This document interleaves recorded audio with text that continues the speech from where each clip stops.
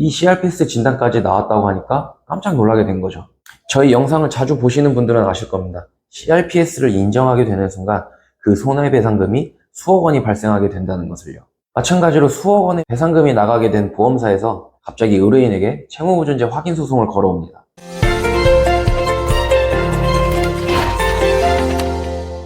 백화점이나 대형마트에서 가장 많이 이용하는 것 중 하나가 바로 에스컬레이터인데요. 가끔 에스컬레이터의 고장이나 오작동으로 인해 이용객들이 다치는 사례들이 발생하고 있습니다. 지난달에는 분당선의 한 역에서 에스컬레이터가 역주행하는 사고로 많은 이용객들이 다치는 사고가 있었죠. 그렇다면 이 에스컬레이터에서 사고가 발생하게 되면 과연 누구에게 손해배상을 청구할 수 있을까요? 당연히 에스컬레이터가 설치된 백화점이나 대형마트 또는 지하철 측에서 손해배상을 해줘야겠죠. 시설물을 설치한 곳에서는 이용객들이 다칠 경우를 대비하여 보험에 가입을 하는데요. 이때 가입하는 보험이 바로 시설물 배상 책임보험입니다. 이번에 소개해드릴 사건 또한 백화점에서 에스컬레이터 이용 중에 발생한 사고로서 백화점 측에 손해배상을 요구하였는데 그 비용이 과하다는 이유로 피해자에게 채무보존제 확인 소송을 걸어왔던 사건입니다. 역시나 저희는 아니다, 백화점 측에 책임이 있으면서 더 나아가 손해배상 책임도 있다 라는 주장으로 반소까지 제기하였던 사건이었는데요. 자세한 내용 함께 살펴보시죠. 의뢰인께서는 주말에 백화점 이용 중이셨습니다. 전시된 상품들을 둘러보시면서 에스컬레이터를 타고 내려가던 중 거의 다 내려왔는데 갑자기 에스컬레이터에서 깨지는 소리와 함께 어떤 파편이 날아와 왼쪽 손등을 가격하게 됩니다. 그러면서 무빙 중이던 에스컬레이터가 급정지를 하게 되고 저희 의뢰인은 휘청거리면서 허리도 삐끗하게 되었죠. 정신을 차리고 보니 손에서는 계속 피가 흐르고 있었고 너무 놀란 나머지 백화점 직원과 함께 의무실에 가서 응급처치를 해봤지만 상처가 너무 깊어 인근 병원으로 옮겨 결국 수술을 받게 되셨습니다. 잘 움직이던 에스컬레이터가 갑자기 왜 터졌으며 무엇이 의뢰인의 손등을 때리게 된 것일까요? 한 번쯤은 보셨을 거예요. 에스컬레이터 끝부분을 보시면 빗살 처리된 노란색 판이 보이실 겁니다. 콤 또는 콤브라고 부르는데요. 에스컬레이터 내부로 이물질이 끼어 들어가는 것을 방지하기 위한 장치라고 보시면 되고요. 작동하면서 충격 또는 이물질이 끼일 경우 더 큰 사고를 막기 위해 이 콤브가 파손이 되도록 설계가 되어 있다고 합니다. 그러면서 에스컬레이터가 자동으로 멈추게 되는 거고요. 당시 에스컬레이터에 어떤 이물질이 있었고 그것이 이 콤보에 끼이면서 파손이 된 것이죠. 그때 저희 의뢰인께서 파손되어 튕겨져 날아온 이 콤보 파편에 맞고 상해를 입게 되신 거고요. 결국 의뢰인은 좌측 손가락 근육 및 힘줄 손상으로 수술을 하시고 허리에는 척추 후관절 차단술을 받게 되셨습니다. 근데 이 치료를 받는 중에 계속적인 심한 통증으로 인해서 추가적인 검사를 해봤는데 이후 CRPS 진단까지 받게 되었습니다. 처음에는 보험사에서 손가락이랑 허리 쪽에만 부상이 있는 것으로 알고 적당히 처리를 하려고 했는데 이 CRPS 진단까지 나왔다고 하니까 깜짝 놀라게 된 거죠.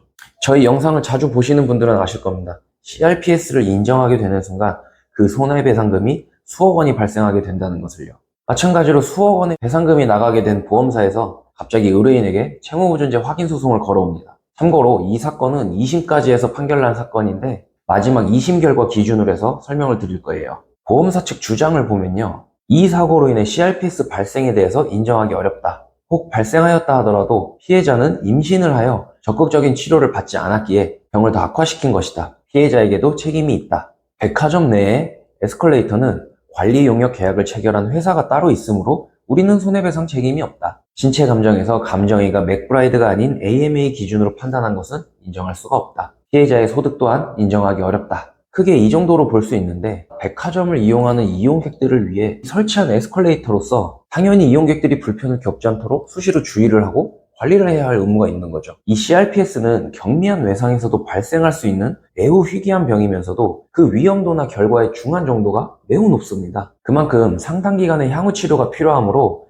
신체 감정 시 전문 지식을 갖춘 의사를 통하여 신체 감정이 이루어져야 향후 치료비가 온전히 인정받을 수 있습니다. 향후 치료로는 척수 자극기 삽입술, 케타민 주입술, 신경치료, 경구약물 치료, 정기적인 일반 혈액검사, 재활치료 등이 요구되는데 척수자극기 같은 경우는요 5년에서 7년 주기로 배터리 교체도 해줘야 합니다. 해서 법원 신체 감정을 할 때 해당 질병에 대해 해박한 지식을 가지고 있는 전문의에 의해 노동능력 상실률, 향후치료비 이런 것들에 대한 감정이 잘 이루어질 수 있도록 마취통증 전문의로 지정될 수 있도록 해야 합니다. 이 사건의 경우 의뢰인께서 CRPS로 1년 넘게 치료를 받던 중 임신을 하시게 되어 그 뒤로는 치료가 적극적으로 이루어지지는 못했습니다. 하지만 법원에서는 가임기의 여성이라면 언제 임신할지를 자유롭게 결정할 수 있어야 하고, 임신을 하게 되면 태아에 미칠 영향 등으로 치료가 제한되는 건 당연하다고 보았으며, 임신하여 치료를 제대로 받지 못하였다는 사정만으로 손해 확대에 기여하였다거나 합리적인 이유 없이 손해 경감 조치 의무를 이행하지 않았다고는 보기 어렵다라고 판단하였습니다. 이 사건은 1심과 2심을 거쳐오면서 신체 감정을 하고 거기에 보완 감정, 추가로 신체 감정을 한 번 더 하고 심지어 전문 심리위원 선정까지 했을 만큼 오랜 기간 다툼이 있었는데요. 우선은 두 번의 신체 감정 결과 감정인은 CRPS 증상은 맞으며 적극적인 치료를 받아 상태가 호전되었다 하더라도 완치되는 환자는 많지 않기 때문에 지속적인 치료는 필요하여 영구장애로 판단하였습니다. 맥브라이드 표에는 통증에 대한 항목 자체가 없는 반면 AMA 6판에는 복합부위 통증 증후군의 판정 기준과 신체 장애율을 규정하고 있었기에 AMA의 복합부위 통증 증후군 장애 항목을 준용하는 것이 합리적이라고 하였으며 법원에서도 이를 인용하였습니다. 장애 부분에서만큼이나 이 사건에서 피해자의 소득 관련해서도 장시간의 다툼이 있었는데요. 저희 의뢰인께서는 여기서 다 말씀드릴 수는 없지만 쇼트트랙 선수셨습니다. 해외 국가대표 감독으로도 활동하셨고요. 국내에서도 선수로 다양하게 활동을 하셨으며 스케이트 교실에서도 스케이트 유망주들을 가르치기도 하셨습니다. 종목 특성상 왼손에 전 체중을 실은 채 코너를 돌아야 하는데 이 사고로 인해 선수 생활을 앞으로 못하게 될 상황에 되어버렸잖아요. 그렇기에 더더욱 이 소득 입증 부분에서도 더욱더 신경을 쓰고 끝까지 자료를 수집하고 주장하여 기간별로 소득에 대한 입증을 받아낼 수 있었습니다. 내 월 소득에 따라서도 손해액 산정의 차이가 크기 때문에 소득이 일정하지 않은 분들의 경우는 그 소득을 인정받고 그 기간 또한 인정받을 수 있도록 하는 것이 중요합니다.